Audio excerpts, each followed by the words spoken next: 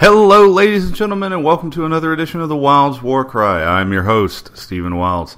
Today we want to start off with TNA.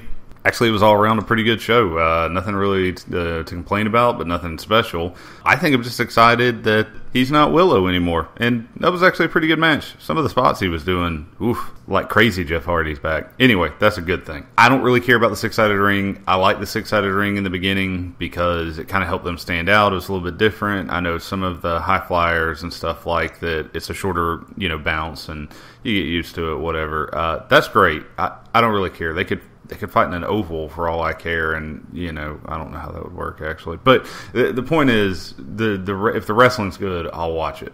All right, next up, SmackDown. Why is there so much recap? I didn't count this time, but there barely seem to be any actual matches except for the main event, and I don't care. I watch your other shows. I don't need a recap. Stop it. Okay, so Battleground was this week, and to be perfectly honest, I was looking forward to this pay-per-view, but I was wrong. I actually not only was wrong, I got a lot of my predictions wrong. If you've been following me, you know that my last two sets of predictions have been, not 100%, but pretty spot on. And this one was just, no, I don't know what happened. Part of this is me not understanding the direction that they're going in, and some of it is just, like a lot of this got changed at the last minute. One of the things is Chris Jericho versus Bray Wyatt. Actually, originally Wyatt was supposed to win, supposedly, but they decided to hold the feud out, which is great. I think that's good. I would like to see these guys go a couple more matches. A solid win at SummerSlam for Bray Wyatt, and then maybe a rubber match, to follow, just to see kind of who the overall winner is. And I really hope Bray Wyatt's overall winner. No offense to Chris Jericho. Love that man's work. But he's leaving. He, is already, I know we're coming up to a break he's going to be taking for Fozzy stuff. They just had a new album come out and everything, which is why he wasn't on Monday's Raw and all his stuff was pre-recorded. But that's cool. This shows that this can work, but Wyatt needs to win overall. The pre-show match was between Cameron and Naomi, and honestly, I think Cameron needed that win because pretty much everybody else already thinks that Naomi's the better wrestler and the more talented one. I think Cameron's actually a little bit better on the mic, but not much. But the point was, giving Cameron this win, even though I really thought they were going to give it to Naomi, extends this feud. It makes the feud a little bit more valid, gives Cameron a little bit more credit. So now Naomi can hopefully come back and have a big win. I really like the tag team match.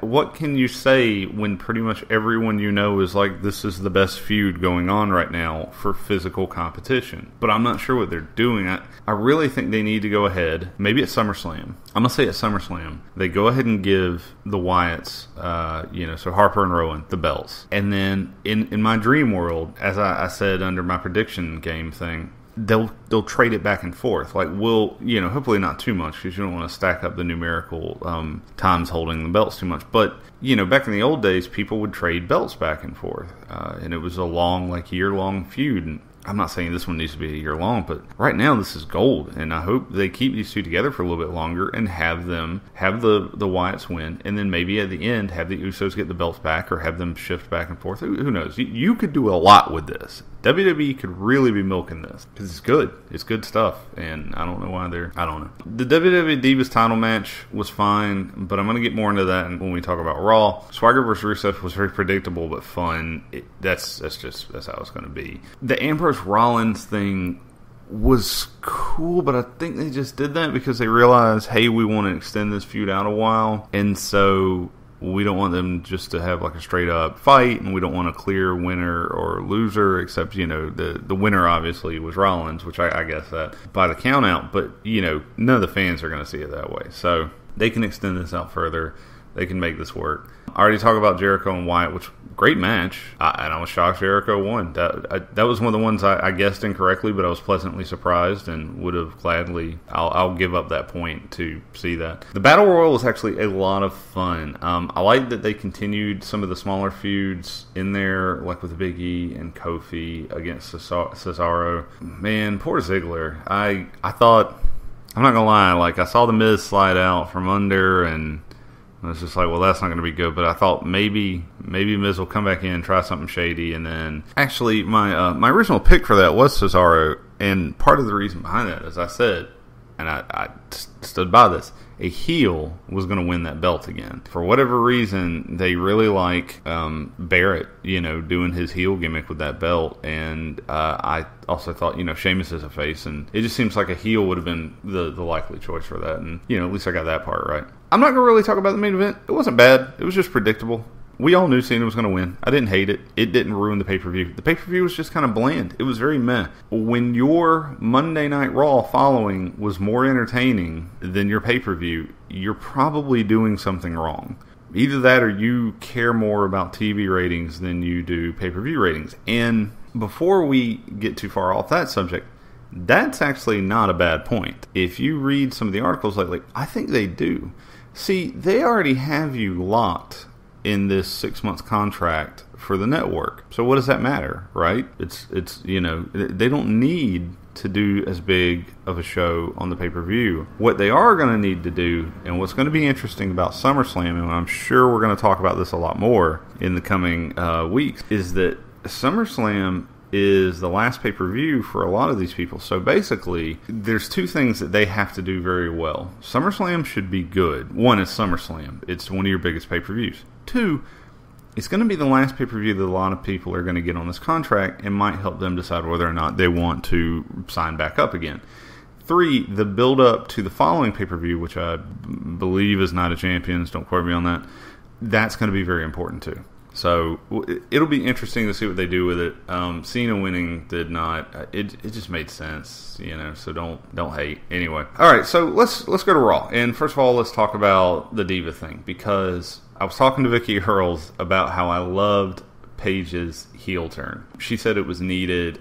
I think I would have liked to have seen them for a couple of weeks do the, stretch out this whole, well, let's be a tag team, and then. But this is fine. It didn't risk getting stale, so I'm still cool with it. It is really fun watching the Divas, kind of be rough with each other and like actually getting physical, because sometimes it looks like they're protecting them, and that's fine. I understand why.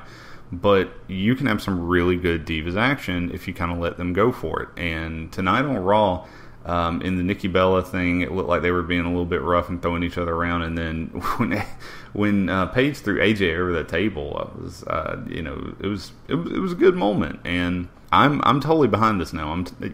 Paige, a lot of people, I think Vicky is included in that, said that she felt that Paige looked weak, and I don't know if weak is the right word, but definitely I'm interested to see what they can do with her as a heel. I think she's a better heel than she is a face. She, is the anti-diva, so we'll see how this works. Zack Ryder won a match. I want you to let that sink in, and that's pretty cool. I actually like Zack Ryder. I think he's a good performer, and I don't think we'll see much of this. I think this is just, a part of the whole Fandango versus Layla and Summer Rae, but it was fun. We'll see what happens. I really didn't appreciate the random concert in the middle of Raw. Not anything against Flo Rida. I'm not a big fan or anything, but we could have had a match there. Just pointing that out. The arrest scene, of course, was a ton of fun. It had this very classic feel to it, like some old school stuff.